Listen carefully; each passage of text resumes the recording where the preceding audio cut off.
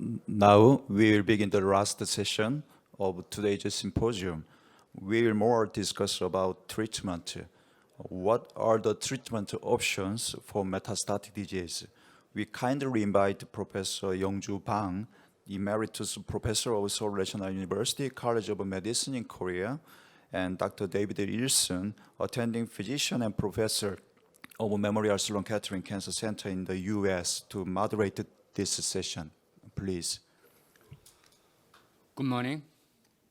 Good morning. My name is Youngju Bang. It's my great honor to be here and to chair this session with Professor David Ilson from the United States of America. In this session, we'll discuss the treatment options for metastatic disease, and we have two speakers. The first speaker for this session is Professor David Ilson from Memorial Sloan Kettering Cancer Center. And Professor Ilson is a world-famous medical oncologist for gastrointestinal cancers, including gastric cancer. Professor Ilson today will speak on gastric cancer, advance in systemic therapy. Dr. Ilson, please. Hello, I'm Dr. David Ilson. I'm a medical oncologist, and I practice at the Memorial Sloan Kettering Cancer Center in New York City in the United States. The topic of my lecture is gastric cancer advances in systemic therapy. These are my disclosures. These are really consulting agreements with various pharmaceutical companies. We know in stomach cancer that chemotherapy added to surgery improves survival. The most common approach in the West is to give chemotherapy before and after surgery using a regimen called FLOT, which combines 5-FU, oxaliplatin, and docetaxel. In Asia, particularly in Korea and Japan, surgery first for stomach cancer is followed by chemotherapy after D2 surgery. The most common regimen used after surgery in Korea is capecitabine and oxaliplatin for 6 months. This was established by a trial conducted in Korea called the Classic trial. A more recent Korean study indicated that 6 months of chemotherapy was still appropriate using S1 plus oxaliplatin, and it was actually superior to a year of S1 alone in patients who had lymph node positive stomach cancer. Approaches in Japan also include using S1 for a year, and a combination of S1 and docetaxel is better than S1 for a year in stage 3 disease. An older approach of surgery followed by radiation and chemotherapy in the United States is generally only done if the surgery is not adequate. For metastatic disease, in the United States, the NCCN panel endorses chemotherapy treatments for metastatic disease, and 2 chemotherapy drugs is the most common practice. We usually give patients Folfox, capecitabine, oxaliplatin, or FOLFIRI. In Asia, we would typically combine S1 with cisplatin or oxaliplatin. 3 drugs, adding the drug docetaxel, are not recommended for metastatic disease. There is no survival benefit for 3-drug chemotherapy over 2-drug Folfox in patients 65 and older, and a recent large Japanese trial showed that there was no survival benefit combining docetaxel with S1 and cisplatin over S1 and cisplatin alone. We also add the drug trastuzumab or Herceptin to chemotherapy in HER2-positive disease. And the exciting news now in the United States is that immunotherapy is approved for initial chemotherapy treatments in virtually all patients. For HER2-positive patients, we would add pembrolizumab to chemotherapy. For HER2-negative patients, we would add nivolumab to chemotherapy with Folfox. And in HER2-negative esophageal cancer, we would now add pembrolizumab to 5-FU cisplatin or Folfox chemotherapy. HER2-positive esophagogastric cancer is very different from breast cancer. Until recently, the only approved drug to give to HER2-positive patients was trastuzumab or Herceptin, and it is approved to combine with chemotherapy first-line in HER2-positive gastric cancer based on a global trial called the TOGA trial, which showed that survival was improved when trastuzumab or Herceptin was added to first-line chemotherapy. However, other drugs, including lapatinib or pertuzumab, did not improve outcome added to first-line chemotherapy. Recently, there was promising data for immunotherapy added to chemotherapy in HER2-positive patients. A trial from Sloan Kettering combined pembrolizumab with trastuzumab and chemotherapy, and it showed an impressive 83% response rate and a survival of more than 2 years. This led to a phase 3 trial, Keynote 811, which is adding trastuzumab or Herceptin to first-line chemotherapy in HER2-positive gastric cancer.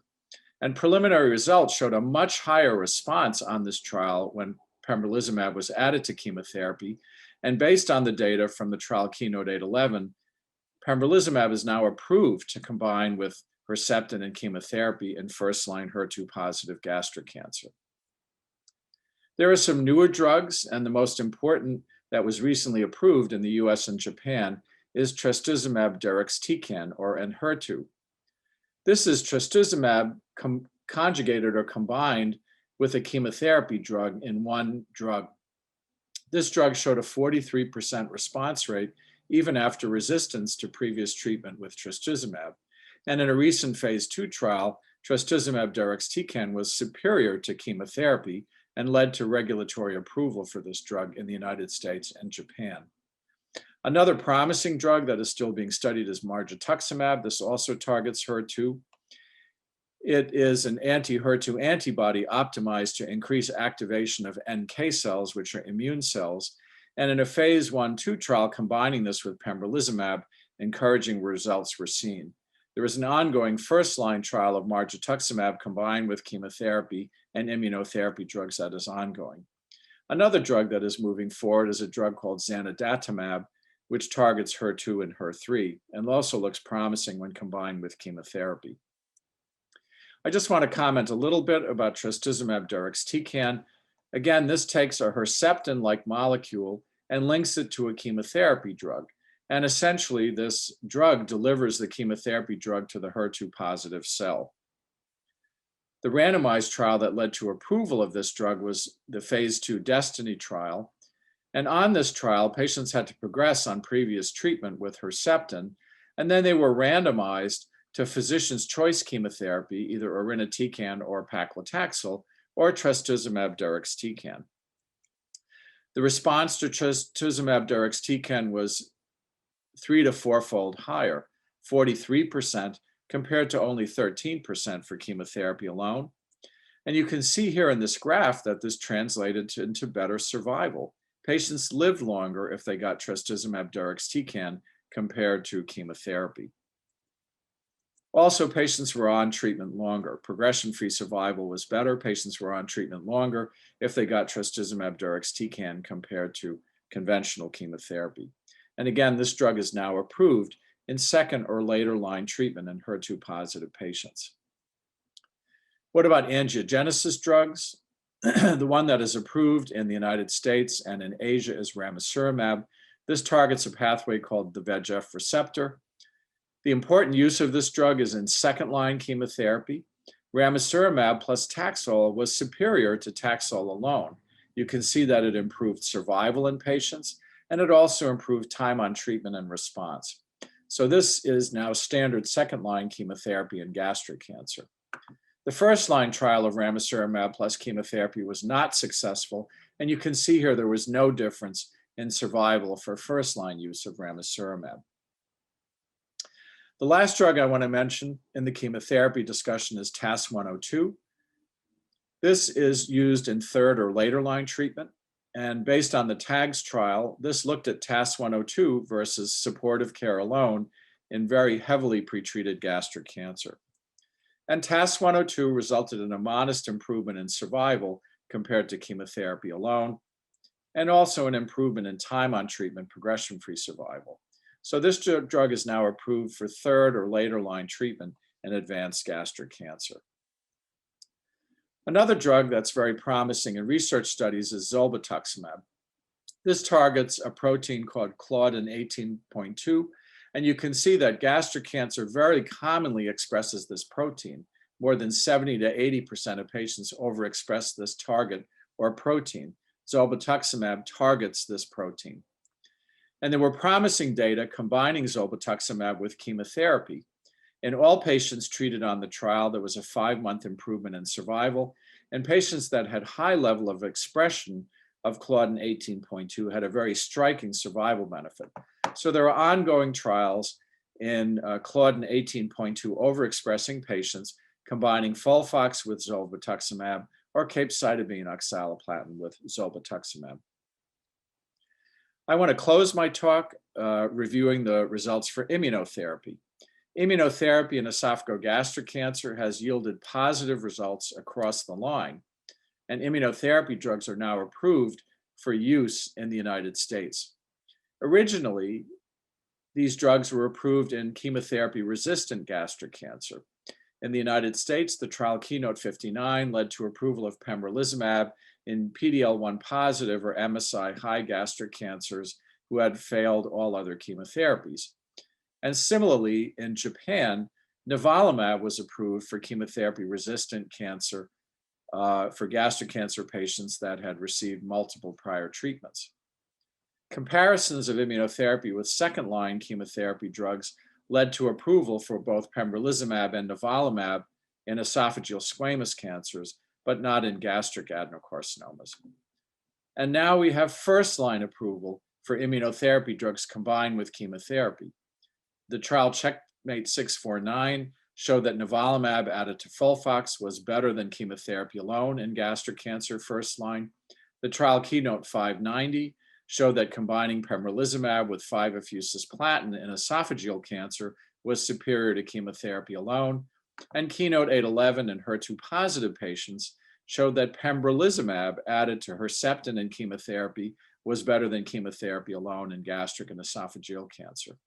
So we now have approval for checkpoint inhibitors in the United States in chemotherapy-resistant disease, and now in first-line chemotherapy treatment in initially diagnosed patients. I just want to review the results briefly. These are the results for nivolumab plus chemotherapy over chemotherapy alone from the Checkmate 649 trial in first-line treatment of gastric cancer.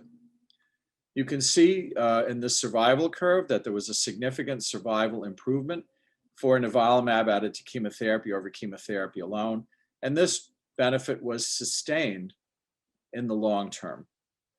This was in patients that had PD-L1 positive scores of 5% or higher. But even in lower expressors, CPS 1% or higher, or all patients treated, there still were survival benefits seen. The response rate was also higher. 45% for chemotherapy alone improved to 60% with the addition of nivolumab, and the duration of response was much longer for nivolumab plus chemotherapy versus chemotherapy alone. So nivolumab is now approved in the United States to combine with first-line FOLFOX chemotherapy in metastatic gastric cancer. Similar data were seen for nivolumab in an Asian trial, Attraction 4. This looked at S1 oxaliplatin or capecitabine oxaliplatin with or without nivolumab in gastric cancer. And in this trial treating over 700 patients, you can see that time on treatment, progression-free survival was higher, a 10% improvement in response rate, a 4-month improved duration of response. Survival was not improved on this trial because many patients crossed over to get immunotherapy later.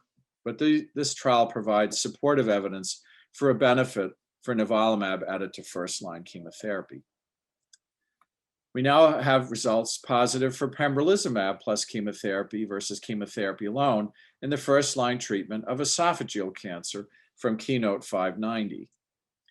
Here you can see in esophageal squamous cancers that were PD-L1 positive 10%, or all esophageal squamous cancers, significant survival benefits adding pembrolizumab to chemotherapy versus chemotherapy alone.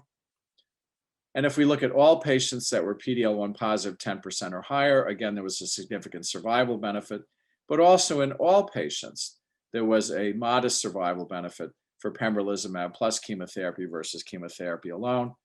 And again, if we look at response, this was significantly improved from 29 to 45%, and the duration of response was much longer. So based on these data, pembrolizumab is now approved to combine with first-line chemotherapy in esophageal adenocarcinoma and squamous cancers.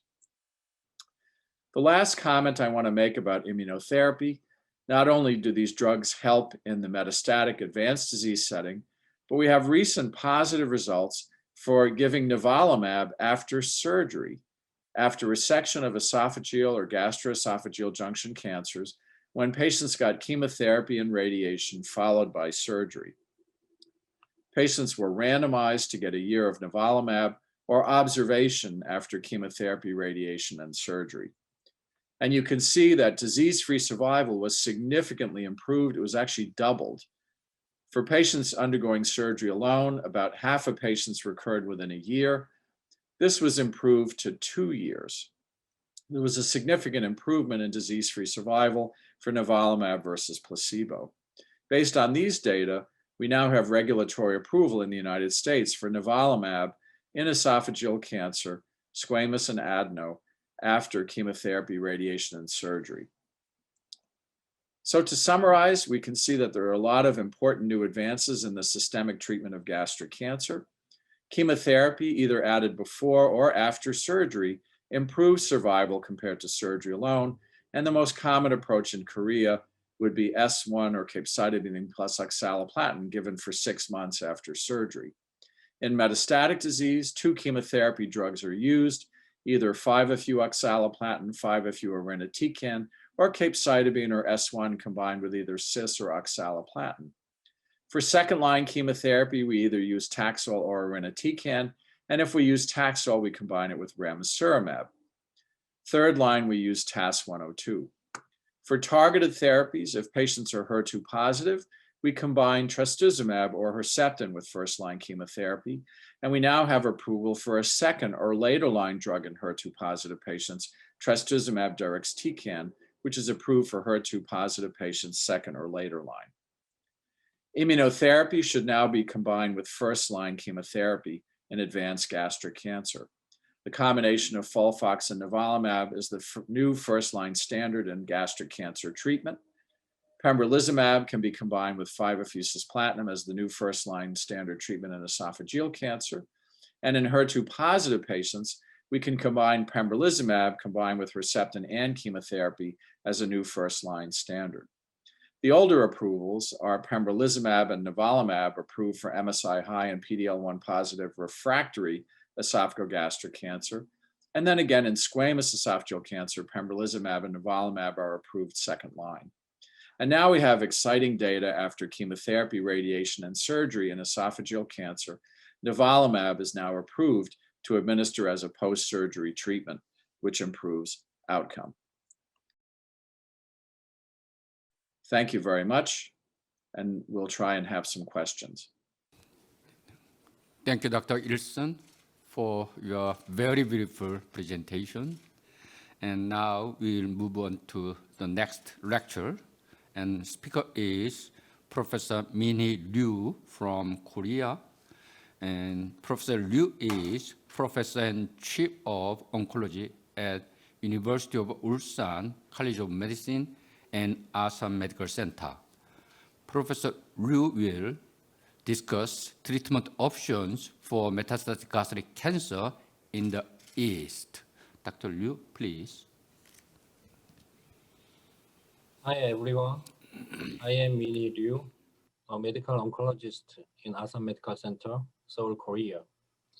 Dr. Ilson presented the treatment options in advanced esophagogastric cancer in the West and the East comprehensively. I'll more focus on the treatment options for metastatic gastric cancer in the East. Approved therapeutic agents for metastatic gastric cancer can be categorized into cytotoxic chemotherapeutic agents, immunotherapeutic agents, and molecular targeted agents.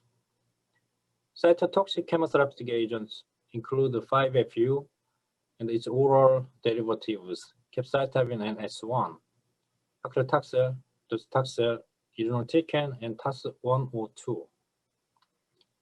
Immunotherapeutic agents include Pembrolizumab and nivolumab.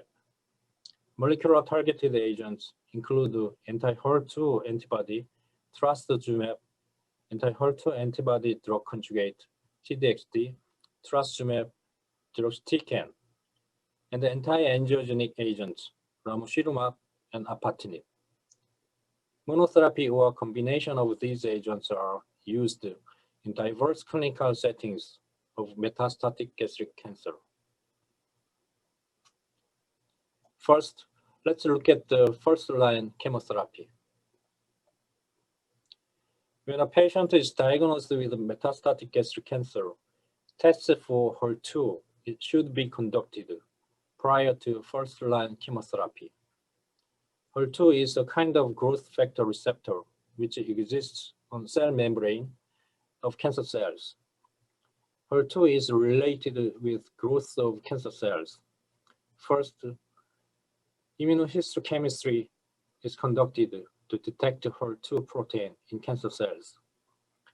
If immunohistochemistry score is 3 positive, HER2 is defined as positive. If immunohistochemistry score is 2 positive, a test for HER2 gene amplification, FISH, is added. And if a FISH is positive, then HER2 is also finally defined as positive. HER2 is positive in about 15 to 20% of metastatic gastric cancer patients. First-line chemotherapy is determined by the HER2 status. This slide demonstrates HER2 immunohistochemistry stain scores from 0 to 3 positive. I'll talk about the first-line chemotherapy for HER2 negative metastatic gastric cancer first. Generally, treatment outcomes and adverse events are correlated with the number of cytotoxic chemotherapeutic agents. Response rates is usually 15 to 20% with monotherapy, 14% with 2 drugs, and 60% with 3 drugs. Adverse events also increase with more chemotherapeutic agents. Usually, 3-drug combination chemotherapies are too toxic, and treatment outcomes of monotherapy are not satisfactory.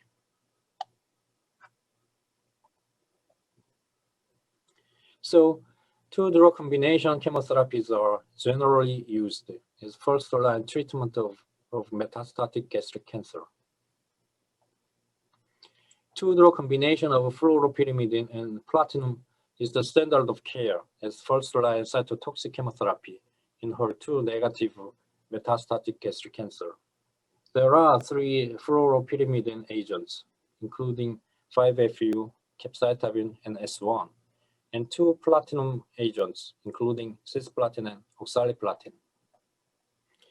We can have 6 combinations of fluoropyrimidine and platinum. These 6 combinations show almost the same efficacy, but different toxicity profiles. Cisplatin is more toxic and inconvenient compared with oxaliplatin. So cisplatin is currently seldom used and has been replaced by oxaliplatin.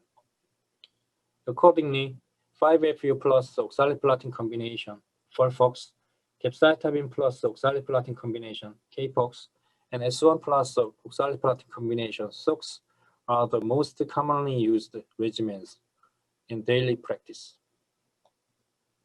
However, S1 shows ethnic difference in metabolism, so doses of S1 are different between the West and the East. For this reason, FOLFOX or CAPOX is used as a common backbone chemotherapy in global clinical trials, including the West and the East. FOLFIRI, a 5-FU and irinotecan combination, is an option for first-line chemotherapy in HER2 negative gastric cancer. It shows the same efficacy as FOLFOX or CAPOX and different toxicities. FOLFIRI is usually used in patients with recurrence after surgical resection of localized gastric cancer who were already exposed to adjuvant CAPOX. As Dr. Wilson already mentioned, 2 clinical trials demonstrated that nivolumab in combination with first-line chemotherapy is superior to chemotherapy alone. In the CheckMate 649 study, patients both in the West and in the East were enrolled in the study and got benefit regardless of regions according to the subgroup analysis. In the attraction for study, patients only in the East were enrolled. But this combination is not yet approved in the East Asian countries. I expect that this combination therapy will be also approved sooner or later in the East Asian countries. Let's move on to the first-line chemotherapy for HER2-positive metastatic gastric cancer.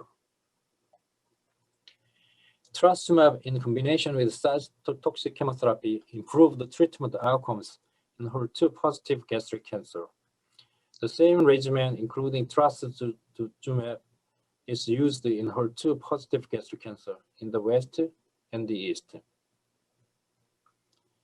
Very recently, Pembrolizumab plus trastuzumab in combination with the cytotoxic chemotherapy showed very promising results in HER2-positive gastric cancer. Dr. Ilsen already mentioned the results of the phase 2 study conducted in the Memorial Sloan Kettering Cancer Center. The Korean phase 2 study also demonstrated promising results with response rate 77% and the median progression-free survival 8.6 months. In the 2021 ASCO annual meeting, the results of interim analysis of the KEYNOTE-811 phase 3 study were presented. Patients in the West and the East participated in the study. Response rate was 74% with pembrolizumab versus 52% with placebo. With these results, very recently, this combination treatment has been granted accelerated approval by the US FDA. But this is not yet approved in the East. Generally, regulatory authorities in the East Asian countries request the final positive results of phase 3 studies for new drug approval. Let's move on to the second-line chemotherapy.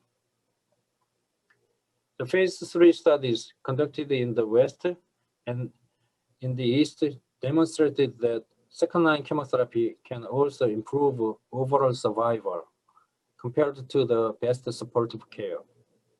According to the phase 3 clinical trials before ramucirumab, paclitaxel, docetaxel, or irinotecan monotherapy induced the survival benefit. In the Rainbow and Regard phase 3 studies, patients both in the West and in the East were enrolled and got benefit regardless of regions according to the subgroup analysis. In the Rainbow study, ramucirumab plus paclitaxel was superior to paclitaxel alone. Based on the results of Rainbow study, ramucirumab plus paclitaxel has become the treatment of choice of second-line therapy. Finally, let's look at third or later-line chemotherapy. Several phase 3 studies demonstrated that third or later-line treatment can also improve overall survival in metastatic gastric cancer. A Korean phase 3 study showed that second or third line docetaxel or irinotecan can improve overall survival. A Chinese phase 3 study demonstrated that apatinib, an anti-angiogenic agent, can induce survival benefit. Although apatinib is not proven to be effective outside of China. The Attraction 2 study conducted in the East Asia demonstrated that nivolumab monotherapy is superior to the placebo. The TAGS trial, which enrolled patients both from the West and from the East, TAS-102, has been proven to be effective. A phase 2 study conducted in Japan and Korea has demonstrated that TDXD, trastuzumab deruxtecan, induces marked survival benefit compared with the physician's choice of chemotherapy, paclitaxel or irinotecan, the third or later line setting in HER2 positive gastric cancer. Pembrolizumab showed promising outcomes in mismatch repair deficient MSI high cancers, including gastroesophageal cancer. In this slide, I summarize the standard of treatment, current or in the near future, in metastatic gastric cancer in the East. First, test for HER2 should be conducted. If HER2 is positive, trastuzumab in combination with capecitabine plus cisplatin or 5-FU plus cisplatin is the standard of care. If HER2 is negative, fluoropyrimidine plus platinum doublet is currently the standard of care. With the final results of the KEYNOTE-811 study, pembrolizumab will be approved in HER2 positive gastric cancer, even in the East.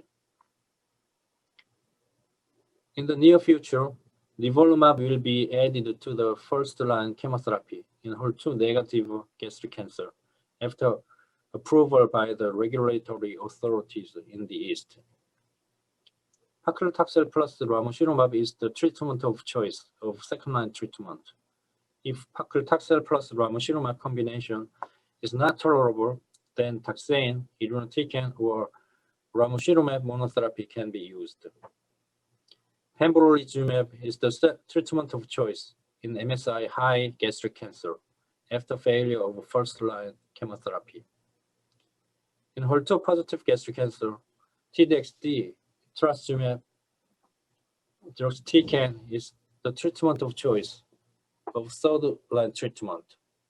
TDXD is currently approved only in Japan among the East Asian countries.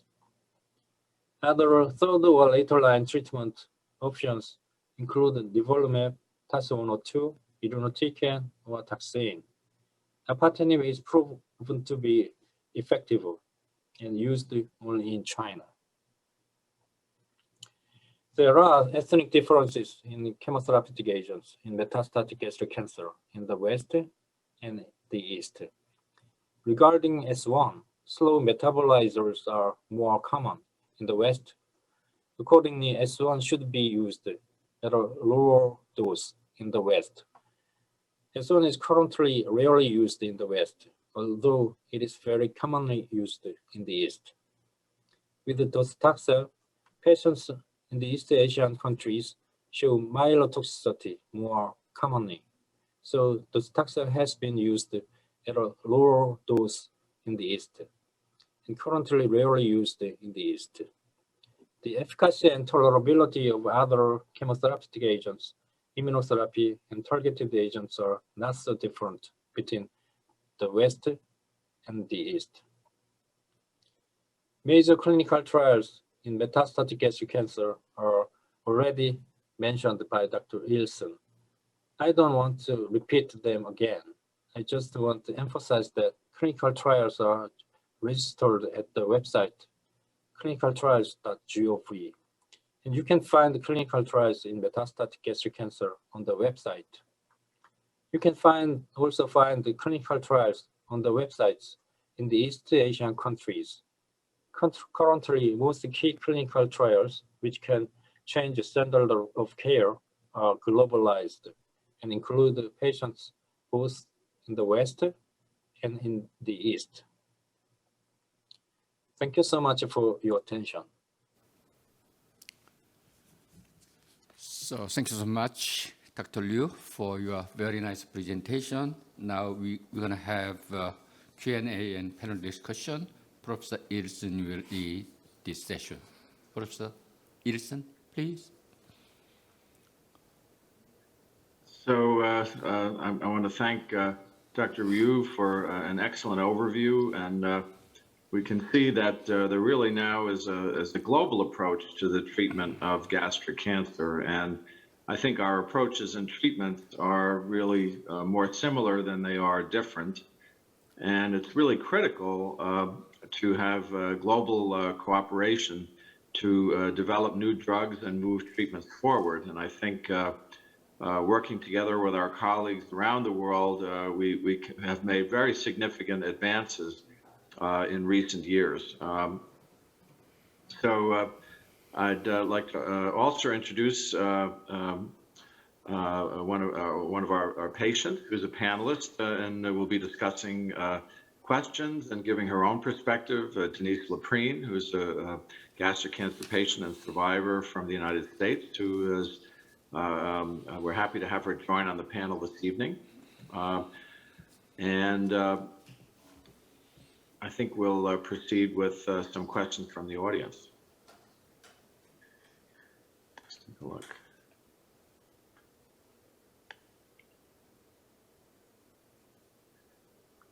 So there was a question earlier about in patients that receive treatments like FOLFOX or 5-FU cisplatin early in the course of the disease, and then continue on other treatments. Sometimes the treatment early on has to be stopped due to side effects. If there's a benefit for use of these treatments earlier, is it helpful to try a similar treatment again?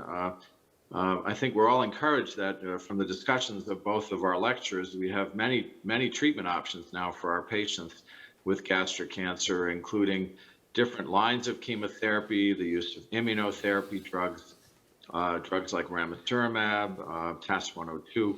So we clearly have more options. You know, we discussed the possibility of reintroducing treatment. And I think that because there are questions about your treatment in the United States, and actually that's a very appropriate point of discussion because this really does apply to your treatment. You know, with your original surgery, you got 5-FU and platinum with actually a very good response, and the, you know, the tumor was earlier stage when it was operated on. And then when there was recurrence, we did try a different chemotherapy initially, but we're now essentially using 5-FU platinum, and now with the approval of nivolumab, with the addition of nivolumab. So, that's an ongoing treatment now currently for us, and we have to see how we do.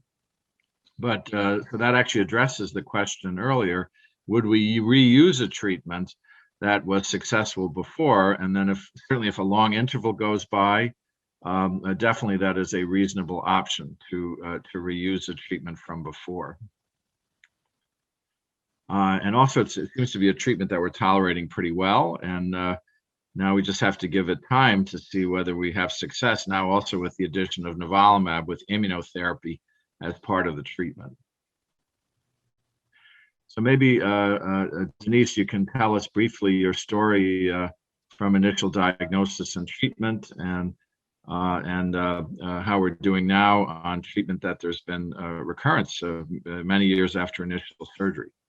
Sure. Yes, I'd be happy to do that. So I was originally diagnosed in October 2016. And at that time, I was told that it was early stage, as Dr. Ilsen stated earlier. And I was going through a course of treatment, which would have me on chemotherapy, followed with surgery with a part of my stomach being removed, which was done robotically. And then I had additional chemotherapy at the end. I did well through that whole course of treatment, the surgery and the post-treatment, and did well post, with hopeful results looking like I would be able to do well for the long term. Then later, a couple years later, last year to be exact, last July 2020, through what was very fortunate that I ended up having a colonoscopy, which Dr. Ilsen did order for me. Those findings showed a thickening, which resulted in many other tests that I went through, which finally did identify a malignancy. It wasn't initially identified, so I was fortunate to be in a larger cancer institute where I am being observed, and there's options and there's additional testing that got me to that point. And at that time, it was identified that there is a reoccurrence, and I started this additional treatment. in August of 2020, presently on the treatment still, as Dr. Ilsen stated. We changed up the course of treatment, adding the immunotherapy option since it's now approved, and we're hopeful for very good results. I've been feeling fine through the treatments based on some minor side effects that are to be expected, but I'm extremely confident and hopeful to have good positive outcome of this. And again, I'll state that being in a larger cancer institution, it is helping me to have these various options with my doctor team that is keeping careful watch. As a U.S. Representative for the gastric cancer community, I am aware through many patients I speak to and a lot of the advocacy work I do, that is not always a case across the country because some of these locations are smaller. A lot of these locations don't specialize in gastric cancer, gastric cancer being rare here in the US.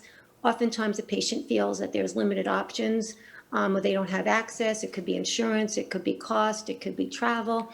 But I do encourage to at least seek out additional information, get additional opinions. I share some information about the things I was able to do and treatments I am on. Again, not sure that that would be the right course for another patient, but giving them hope to try to at least know to ask those questions and encourage that and seek additional opinions.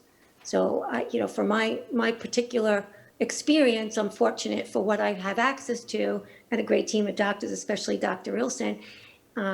And I'm very happy to share additional experiences with what it is I've been able to do and accomplish and go forward.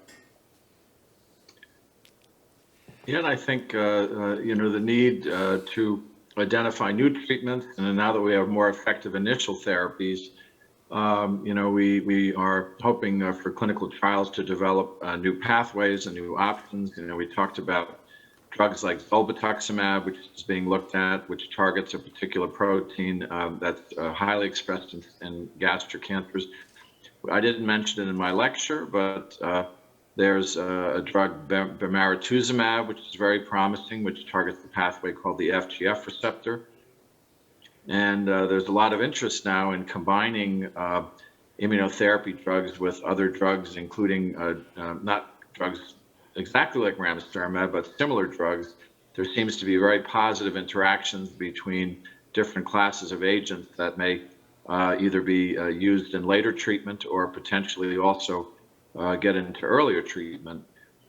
Maybe Dr. Bang and Dr. Ryu, I know can comment as well from the panel. Certainly Korea is the leader in new drug development in gastric cancer. The disease is more common there, and certainly our investigators in Korea have really led very important new developments and continuing to develop new therapies, as well as our colleagues in Japan and collaboration and centers in China as well. Thank you for your comment. And actually, at this time, I'd like to ask one question. Any other comments from our panelists? Actually, Ms. I know that the journey of every patient is very unique and very different. And Dr. Ilsen, actually, I have a question to Ms. Ji-Sam-Won. Sure, I would like to share that. Just having the opportunity for the East meets West conversation and dialogue here with the symposium, I think offers a lot of inspiration and hope and additional knowledge, especially here in the U.S. where it's a rare cancer, because there seems people feel that there's such limited options and what am I going to do? And a lot of patients feel despair and there are certainly some great larger cancer centers here in the U.S., but to hear a lot of promising results, a lot of promising data and techniques that are being done in Korea and other areas, I think is giving hope for the future, additional things that we can look at here in the U.S. and bring ideas and learnings and success in the world together to really help, increase the survival rates overall for gastric patients and better outcomes. Yeah, I think a worldwide global community really has evolved, and we really have very close interaction and good communication with our colleagues globally, and the rapid pace with which we've been able to move these treatments forward is really because of worldwide cooperation to move these treatments ahead. And certainly leadership really is shared for these very, very important advances. There's actually a specific question about diffuse gastric cancers from one audience member. There really doesn't seem to be necessarily differences with these newer drugs and different subtypes of gastric cancer. And certainly their approval in the US was not dependent on whether the tumor type was diffuse or intestinal. There may be particular promise for the drug zolbetuximab in diffuse gastric cancers, but we'll have to see how the clinical trials play out as these drugs move forward. Dr. Ilson, can you hear me? Yes, we can. Actually, I have a question to Ms. Ji Sang-won. So, Ms. Ji, would you tell us about your opinion about this first Korean Cancer Association Davis Dream Foundation Symposium, and what can do together for gastric cancer patients in the world? Please. Yes, I am one of the members of the patients advocacy representatives. And well, today I'm here to express my gratitude to all of you, KCA and DDF, on behalf of other patients in Korea. Well, as for patients, in order to be cured effectively and successfully, we need a right information and correct education about our treatment. And thanks to this kind of new paradigm of educational system and educational symposium, we can get more information about our treatment. So I think this kind of symposium is easy to access and informative. So it is very desirable for doctors and patients to make a lot of progress, in the field of medical center. Well, can you hear me? Yes. Yeah, okay. Well, speaking of patients' education, there's a good example of educational program in Korea, Seoul National University Hospital. And in this session, doctors, nurses, and nutritionalists give us information and instructions about how to eat and what to eat and what we should do and what we should avoid doing and eating in the process of recovery after getting out of the hospital. This kind of education is very important for the patients.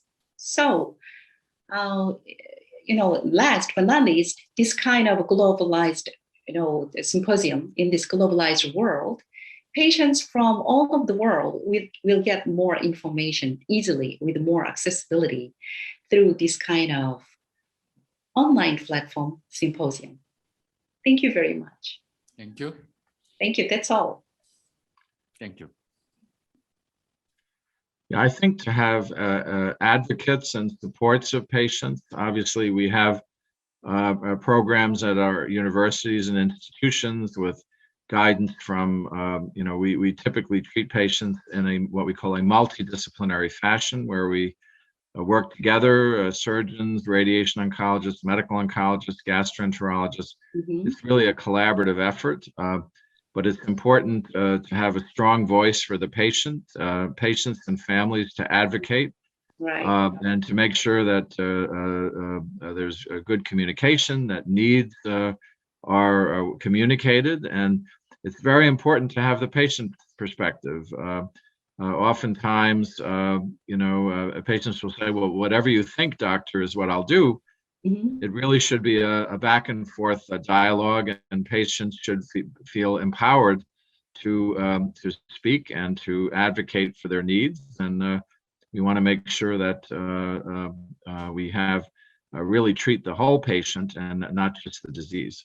Right, right. Thank you. Feeling connected and getting more information and right information from doctors is very important for our patients. Thank you.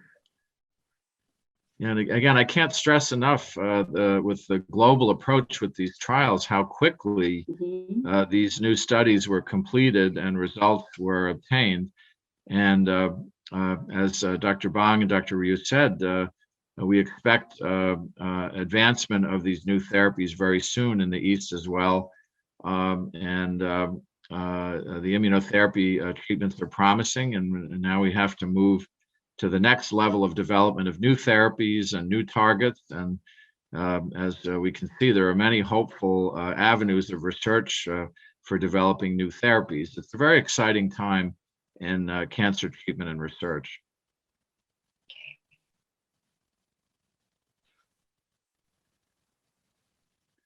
Okay, it looks like there's a question from the audience. Let's see. So this is a patient who has received, it sounds like, a number of research treatments, initial zolbetuximab, then ramucirumab second-line treatment, and is having side effects from pembrolizumab immunotherapy. Is there a role for using a different immunotherapy drug if there are severe side effects from pembrolizumab? Right now, really drugs like pembrolizumab and nivolumab are the mainstay of immunotherapy treatment in gastric cancers. And it's not clear that we have other alternatives, because the problem is the side effects will be very similar. So if we have problems with pembrolizumab and we try and use a drug like nivolumab, we are likely to have similar problems. I would say the exception might be MSI-high gastric cancers. MSI-high gastric cancers are so responsive to immunotherapy drugs that there are occasionally cases where we might use, beyond pembrolizumab and nivolumab, a drug like ipilimumab or Yervoy. Ipilimumab, although the side effects of that drug may be similar. But right now, we don't really have alternative immunotherapies if patients are coming off the treatment for side effects. I wish that we did. I think the audience questioner is asking about Lonsurf. I think Lonsurf is certainly a consideration as well. It's an approved drug in more resistant stomach cancers, and also irinotecan, which was discussed by Dr. Ryu as a potential later line option. And of course, clinical trials. We have to stress now in 2021, and I'm sure this is also advancing in Korea. We now do molecular profiling of stomach cancers. We do broad-based genomic sequencing of stomach cancers, looking for mutations and abnormalities that we may have new drugs for. And as I said earlier, promising pathways include the FGF, the fibroblast growth factor receptor pathway, where drugs are moving forward. So there is importance in doing genomic profiling of the cancer, looking for abnormalities in the cancer that we might have promising drugs for. There are certain very rare mutations that we have a spectacular success. The NTRK gene fusions, unfortunately, only may be present in 1 in 4 or 5,000 stomach cancers, but there are drugs that target some of these pathways that are highly effective. So if we look for them, sometimes we can find them, and also doing the genomic profiling to identify patients that would be appropriate for very focused clinical trials. We're learning now that the best way to develop new drugs is to identify the target. How are we going to attack the cancer? What is the target in the cancer that we have a new drug for? And that is why genomic profiling of the cancers is important as we move forward as a part of a new research.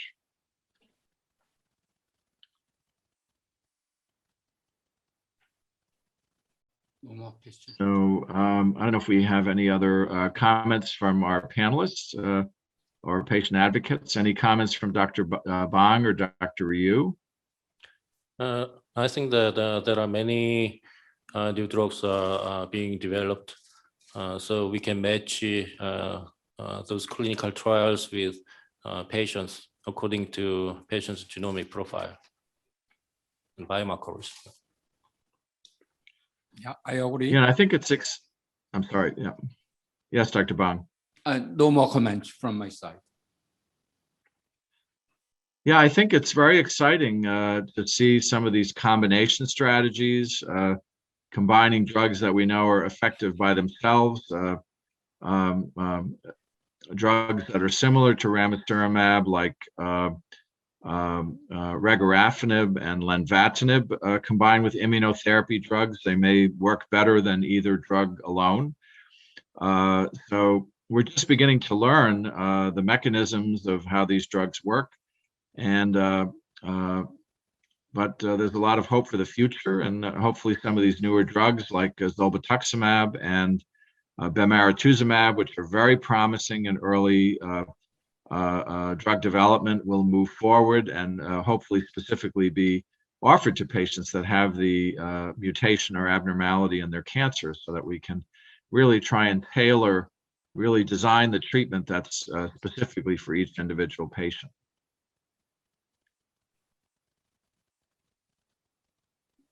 I think we have no more questions from the audience, so I think we can conclude the session now. Professor Ilsen, would you close the session? Yes, well, Dr. Bang, Dr. Yu, it's always a privilege and pleasure to be together to speak, and certainly to help provide information and education for our gastric cancer audience.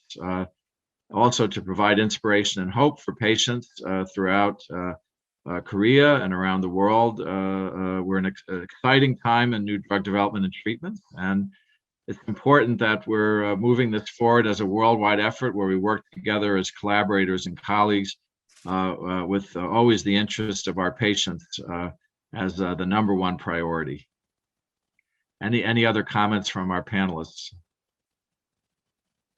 I would just like to add again that it was my pleasure to have this opportunity to participate in this type of symposium.